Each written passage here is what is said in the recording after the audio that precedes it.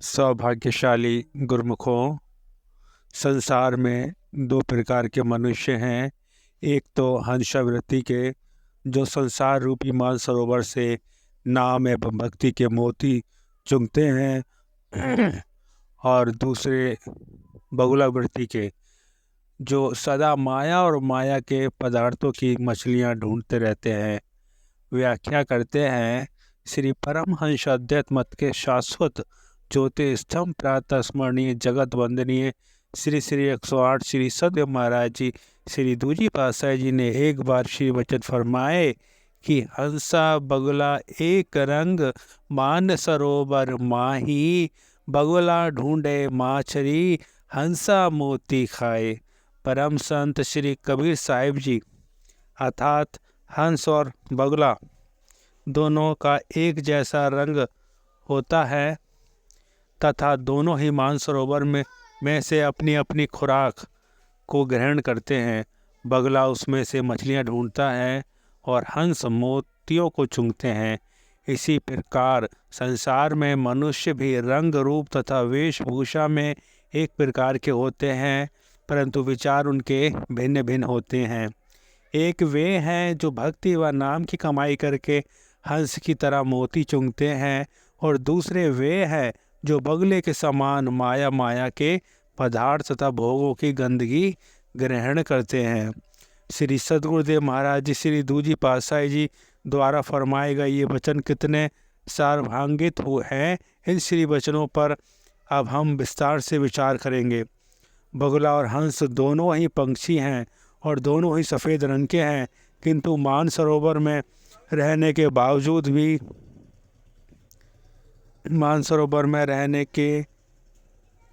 भी दोनों के आहार में धरती आकाश का अंतर होता है। बगुला तो उस मानसरोवर में से मछलियां ढूंढता है और उनका भक्षण करता है, जबकि हंस उसी मानसरोवर में से मोती चुगता है। इसी प्रकार संसार में हम देखें तो सभी मनुष्य सकल सूरत, रहन सहन और कार्य व्यवहार आदि में लगभग एक जैसे ही हैं, परंतु उनके विचारों में धरती आकाश का अंतर होता है। आमतौर पर संसार में दो प्रकार के मनुष्य हैं, एक हंसावृत्ति के अर्थात भक्तिमान एवं गुरुमुख पुरुष, और दूसरे बगुलावृत्ति के अर्थात मायासक्त मनमुख मनुष्य। बगुलावृत्ति के मनुष्य हर समय माया के पदार्थ तथा भोगेश्वरों को ही चाहना करते हैं और उन्हीं को प्राप्त करने के यत्न में लगे रहते हैं। महापुरुषों की दृष्टि में जो मछलियां के समान अर्थात आसार हैं, माया और माया के पदार्थों के अतिरिक्त उन्हें और कुछ सूझता ही नहीं। जैसे बगुले को मछलियों के अतिरिक्त और कुछ नहीं सूझता, जैसे माया सख्त लोगों के विषय में सतपुरुष श्री गुरु अमरदास जी महाराज ने वचन फरमाए हैं कि अर्थात संपूर्ण जगत माया के मोह में ही फंसा हुआ है। सतपुरुष श्री गुरु तेग बहादुर जी महाराज जी ऐसे माया शक्त मनुष्य के विषय में फरमाते हैं कि निस्दिन माया कारणे प्राणी डोलत नीति। अर्थ है, माया के कारण रात दिन नित्य प्रति प्राणी डोलता रहता अर्थात भाग दौड़ करता रहता है। ऐसे माया सक्त जीव माया और माया के पदार्थों के इतने अधिक दीवाने होते हैं कि इनके सिवा उन्हें और कुछ सोचता ही नहीं। यहाँ तक कि इनको प्राप्त करने के लिए वे अपने शारीरिक स्वास्थ्य की भी परवाह नहीं करते। उनके विषय में एक विचारवान लिखते हैं कि नहीं गुंजाइश ए हिंसा तेरे दिल में कायनात की, भरी रहती है हरदम उसमें ख्वाहिशें मान और दौलत की। हवस हैं थैलियाँ जर की सिरहाने जाए तकियाँ हों, तमन्ना है कि चांदी की हो गर कड़ियाँ भी छत की। जवाहर और जेवर से हर एक सकूचा पूरे हों, समझता है निशानी इनको तू शान और शौकत की। तेरी नज़रों में दौलत ही अरे नादान सब कुछ है। इसी के वास्ते तूने है अपनी उम्र गारत की, बदन की जान की सेहत की कुछ परवाह नहीं तुझको। शहर से शाम तक वस्तु और तहसील दौलत की। ऐसे मायासक्त मनुष्य को यदि पूर्ण महापुरुषों की संगति का सुअवसर भी प्राप्त हो जाए तो वह तो वह उनसे भी अशक्त एवं असार माया तथा माया के पदार्थों को ही चाहना करता है। इस विषय में यहाँ श्री परमहंस अद्वैत मत के महान विप्रवर्तक श्री परमहंस दयाल जी श्री श्री 108 श्री प्रथम पातशाही जी महाराज के पावन जीवन में से एक प्रसंग प्रस्तुत किया जा रहा है। श्री परमहंस दयाल जी एक बार भ्रमण करते हुए मथुरा पहुँचे।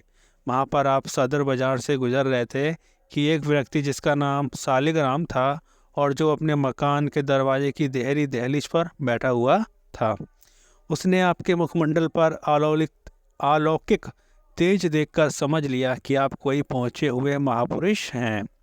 वह तुरंत अपने स्थान से उठा और भागता हुआ आपके निकट गया और अत्यंत विनम्रता एवं दीनता से पहले तो श्री चरणों में सर रखकर आपको माथा टेका, फिर विनती की कि महाराज आप मेरे घर चलो। आपको बड़े प्रेम पूर्वक भोजन करवाया तथा एक दिन रुकने के लिए बड़े ही आग्रह पूर्वक विनय की। आप तो स्वभाव से ही दयालु थे, अतः उसके आग्रह को टाल न सके। उसने सांसारिक कामनाओं की अर्थात माया के पदार्थ तथा भाग्य सर की पूर्ति के लिए मंत्र आदि के विषय में ही अधिक बात की और उन मंत्रों को जानने तथा सीखने की जिज्ञासा प्रकट की। आपने भक्ति के विषय में कई बार चर्चा छेड़ी, परंतु वह घूम फिर कर मंत्रों के विषय में ही बात करने लगता कि किसी तरह से आप उसको कुछ मंत्र बतला दें जिससे कि वह माया तथा माया के पदार्थों को प्राप्त कर सके। आपने भी जब देख लिया कि वह व्यक्ति बगुलवृत्ति का है, हंसवृत्ति का नहीं है, अर्थात सांसारिक विचारों का है और केवल तथा माया के पदार्थों की पूर्ति के लिए मंत्र ही सीखने का इच्छुक है, भक्ति की प्राप्ति के लिए उसके दिल में कोई अभिलाषा एवं रुचि नहीं है, तो उसे उसकी इच्छा अनुसार 2-3 मंत्र लिखवाकर उन्हें मंत्र सिद्ध करने की युक्ति भी बतला दी और वहाँ से पधार गए। माया सक्त संसारी मनुष्य की यही विचारधारा है कि उसके मन में हर समय केवल माया और माया के पदार्थों की ही इच्छा होती है। जिस प्रकार बगले को मानसरोवर के तट पर रहकर भी केवल मछलियों को ही चाहत होती है, इसीलिए ऐसे मनुष्य को महापुरुषों ने बगुलावृत्ति को बतलाया है। इसके विपरीत जो भक्तिमान पुरुष होते हैं, जिनके हृदय में केवल भक्ति की ही इच्छा होती है, ऐसे मनुष्य को महापुरुषों ने हंस की न्याय विवेक विचारशील कहा है। इस विषय में नीचे लिखा प्रसंग गुरुमुखों एवं भक्तों के लिए अत्यंत प्रेरणादायक है। महर्षि याज्ञवल्क्य संन्यास लेने से पूर्व बड़े धनाढ्य व्यक्ति थे। उनकी 2 पत्नियां थीं, एक का नाम था कात्यायनी और दूसरी का मैत्री। जब याज्ञवल्क्य के हृदय में तीव्र वैराग्य की उत्पत्ति हुई तो उन्होंने अपनी दोनों पत्नियों को बुलाकर कहा, मेरा विचार अब संन्यास लेने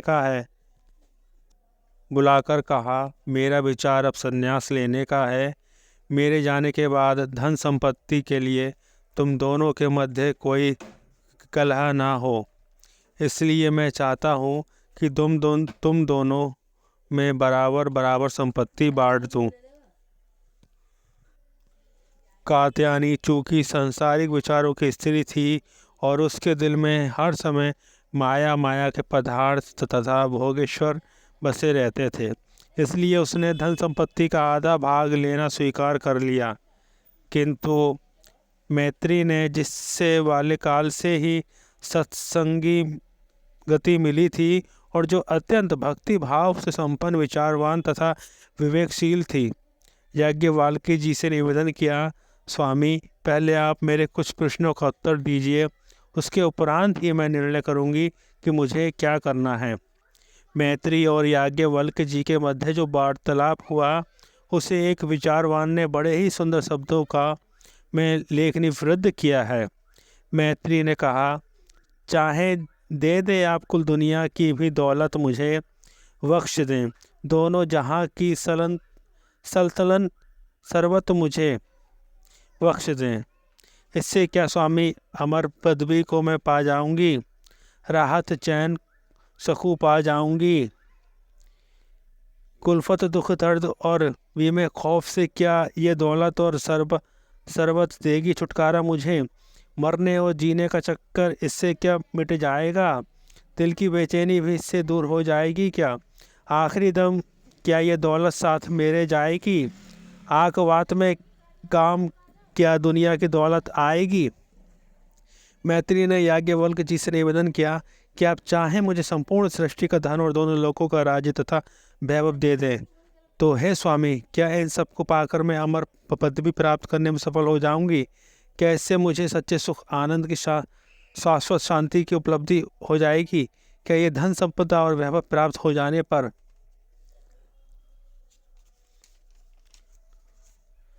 कष्ट क्लेश दुख निराशा तथा भय आदि से मेरा छुटकारा हो जाएगा?